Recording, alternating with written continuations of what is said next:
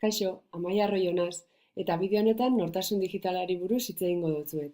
Horretarako, aurkezpentxo bat prestatu dotzuet eta hola diskursoa hobeto jarraituko dugu. Nortasun digitalea lantzeko hainbat puntu aurreikusi ditut eta hemen dituzue. Alde batetik, identitate kontzeptutik abiatuko gara eta zer dan pixka eta hausnartuko dugu. Gero, identitate digitalera salto egiteko, identitatea mundu digitalean nolakoa den edo pixkat pentsatuko dugu.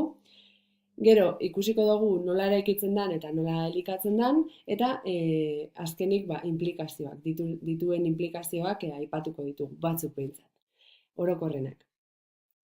Hasteko, esan moduan, identitatea orokorki hartuta, pentsatu behar dugu gu definitzen gaituzten ezaugarrien multzoa dela, ez?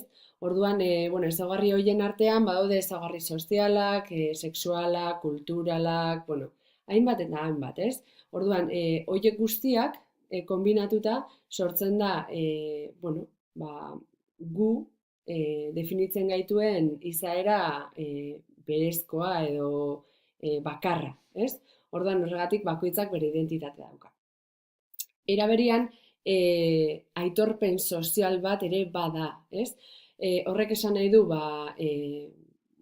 estatuak edo gobernuak edo gure identitatea onartzen badu, guk eskubide batzuk ditugula, bete behar batzuk, eta horrek implikazio batzuk ere badituela.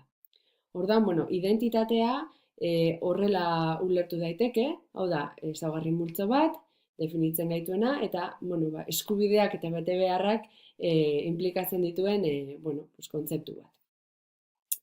Aurrera eginda, salto pixka bat eginda mundu digitalera, esan behar dugu identitatea berez ez dela aldatzen.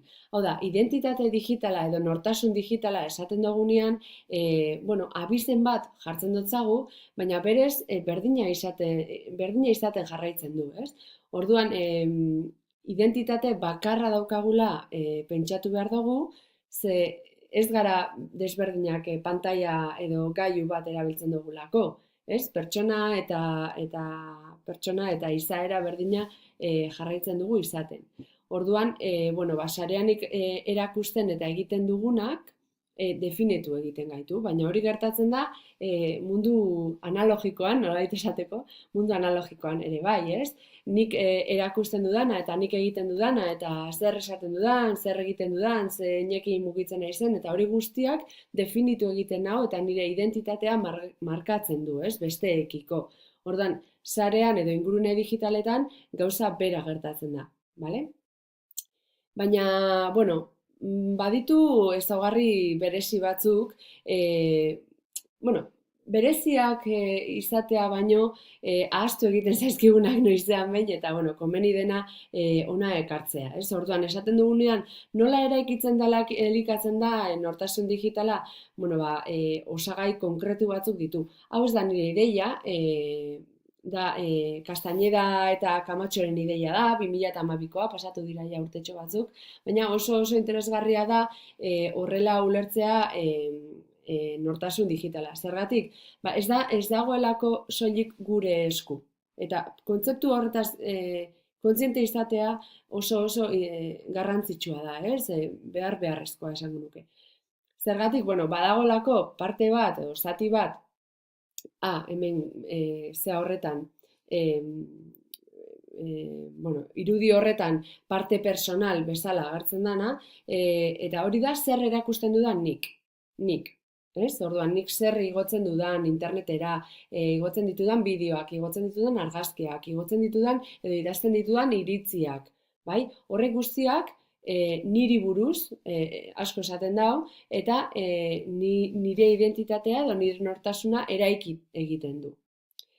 Gero badago bigarren zati bat, soziala dana, eta hor daukagu parte sozial A, B moduan jarri dut, baina parte sozial A. Orduan, horrek esan nahi du nork eragiten nauen. Hau da, zeintzuk diren nire lagunak.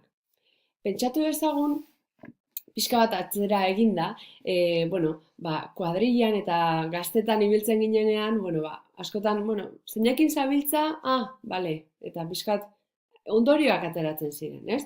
Orduan, kasu honetan ere hori gertatzen da. Baldin bagaude gure inguruan, baldin baditugu zenbait lagun, eta lagun horiek identitate zehatz bat izango dute, horrek eragiten nau. Bai, eragiten nau nire iritzietan, eragiten nau nik zer egiten dudan, eragiten nau bestek nirekin duten harremana baldintzatzea orduan, hainbat eragin ditu horrek, ez? Orduan lagunak edo nire kontaktuak, nolait esateko. Eta parte sozial B, C moduan kalifikatu dutena nik, da nor eragiten dudan nik. Hau da, nik zerbait publikatzen edo argitaratzen dudanean, posible da beste norbaitek publikazio edo argitalpen hori hartzea eta partekatzea, bere iragazia kontuan hartuta, edo ez, edo partekatzea, edo desitxuratzea, edo, orduan, nik egiten dudana besteek erabiltzen badute, horrek ere eragina izan dezaken nigan, ez? Orduan, hiru parte horiek edo hiru zati edo perspektiba horiek kontuan hartu daitezke, edo, nire ustez oso ideia ona da hartzea, kontuan eukitzeko nola elikatzen da, nola sortzen da, nola eraikitzen dan nortasun digitala. Eta batez ere, pentsatzeko argi eukitzeko ez dela nire kontua bakarrik, ez dela nik informazio guztia manejatzen, ez? Askotan pentsatzen dugu, nik ez daukate identitate digitalik, eta joaten zara, sartzen duzu zure izena interneten, eta zenba gauza agertzen diren, ez? Eta nik ez dut hau jarri, nor jarri du, orduan nork eraiki du zure identitate digitala, nortasun digitala. Hor dago koska, ez? Izan behar da kombinazio bat, bai ala bai. Aurrera egiten badugu, pixkat implikazioetan, esan dugun guztiak ja berez atzean baditu hainbat implikazio, ez?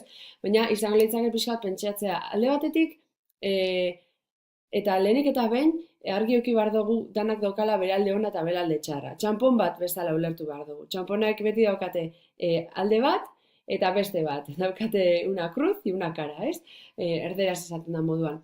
Orduan, kasu honetan ere, horrela ulertu behar dugu. Sarean identitate edo nortasun bat izatea ez du gauza txar bat dela esan nahi, ez? Edo ez du gauza onak bakarrik ekartzen, ez? Ez ditu gauza onak bakarrik ekartzen. Orduan, alde batetik, nik ekarri dutzuet, implikazio ambiguo bat, ze sarean parte hartzeko eta izateko aukera eskaintzen dozku nortasun digitalak. Eta hori oso ona izan daiteke, eta eraberean oso txarra izan daiteke. Zeren arabera da? Bakoitzaren erabakien arabera.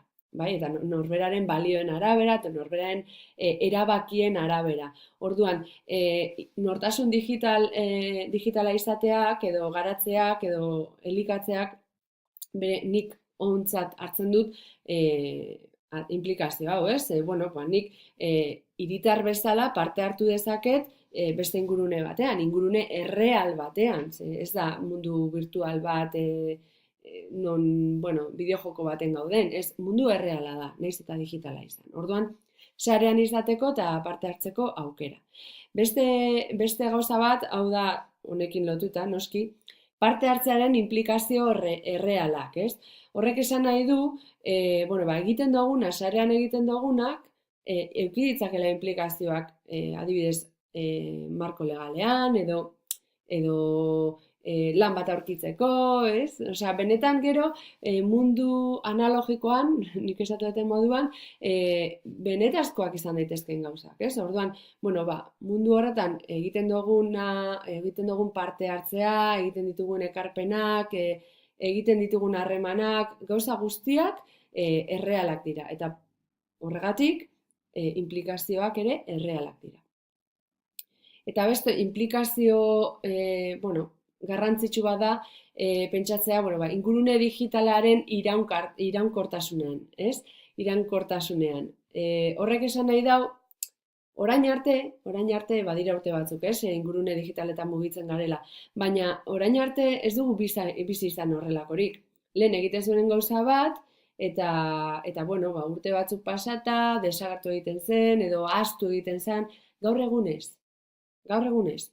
Gaur egun igotzen duguna, egiten duguna, denak arrastoa izten du, eta dena hor gelditzen da. Eta ez dakigu noiz arte. Eta ez da gainera Facebooken egiten dudan gauza bat, bueno, ba, Instagramekoak ez dute ikusiko, edo bakigu enpresak mugitzen die Facebook, Instagram, Facebookena da, bueno, esan nahi dudana da, dena dagoela bueno, konektatuta, ez? Eta ingurune digitala bat dala. Eta bertan egiten duguna hor gelditzen da. Hor gelditzen da. Eta ez dakigu noiz arte, oraindik ez da argitu, ez? Orduan, hau oso garrantzitsua da, batez ere gure gazteentzako. Ez agian, bueno, ba, guk nagusiago garenok batzuk pentsatzen dugu zer igo, zer ez igo, ez? Baina bueno, ba, gure ikasleek askotan beraien impulsibidadea dela eta ez dute gehiegi pentsatzen. Orduan, bueno, ba, kontzientzia sortzearen beharra ere hor dago, ez? Orduan, ikusi dugu identitatea zer da, askar-askar, identitatea mundu digitalean nola ulertu behar dugun, nola elikatzen eta eraikitzen dan, eta implikazioak, askar-askar. Hemen kontua da, betikoa, kontzientzia sortu behar dugu, hau erreala da, ez da bueno, bakan batzuek duten gauza bat, frikien gauza bat, ez, hau erreala da, eta horregatik ohitura osasungarriak bideratu behar ditugu, bai. Ohitura osasungarriak dira, bueno, ba, gauzak gure datuak zaintzea, besteekin ditugun harremanak, bueno, zaintzea ere bai, zentzu honean, babestea, norbere burua, eta bar, eta bar. Ez?